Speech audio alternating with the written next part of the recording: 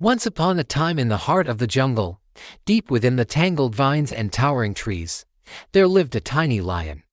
His name was Max, and he wasn't like the other lions. You see, Max was no bigger than a house cat, but what he lacked in size, he made up for in courage and kindness. Now, even though Max was a lion, the other animals didn't fear him. They all loved him because he had a huge heart. The birds would perch on his back as he walked through the jungle, and the monkeys would swing from his tail as he napped in the sun. One day, while Max was taking his daily stroll through the jungle, he came across a group of elephants who were frantically searching for their little calf. "Have you seen our baby?" they asked Max. "He wandered off, and we haven't seen him for hours." Max knew how worried they must be, so he immediately started to help them search. As he walked through the tall grass, he heard a small cry. It was the elephant calf. But he was stuck in a patch of thick mud and was too scared to move. "Don't worry," roared Max, even though he was really just mewing. "I'll help you."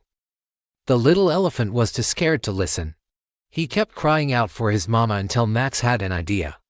He laid down next to the calf, nuzzling him and comforting him until the little one calmed down. Then, as gently as he could, Max started licking the mud off the elephant calf, helping him clean himself up. The moment the little elephant saw his reflection in a nearby puddle, his eyes widened. He had never realized how dirty he was, and then he noticed Max, who was covered in mud from head to toe. "You helped me," he exclaimed, "but you're all dirty now."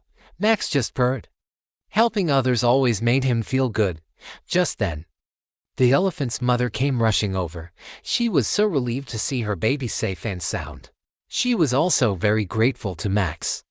"Thank you for helping my baby," she said. "We don't know what we would have done without you." As the elephants walked away, Max felt a little sad. He liked the elephants, but he knew that they wouldn't understand why he had spent so much time with them instead of chasing butterflies or basking in the sun. Suddenly, he heard a loud crash in the bushes and a panicked voice shouting, "Help, please, someone, anyone, help me." Without hesitation, Max took off running towards the sound. He pushed aside the leaves and vines to find a little rabbit who had fallen into a ditch. "Don't worry, I'll save you," said Max. And with a mighty heave, he pulled the rabbit out of the hole. The rabbit was shaking and scared. "Thank you," he stammered. "That was so scary. I thought I was going to fall and break my leg."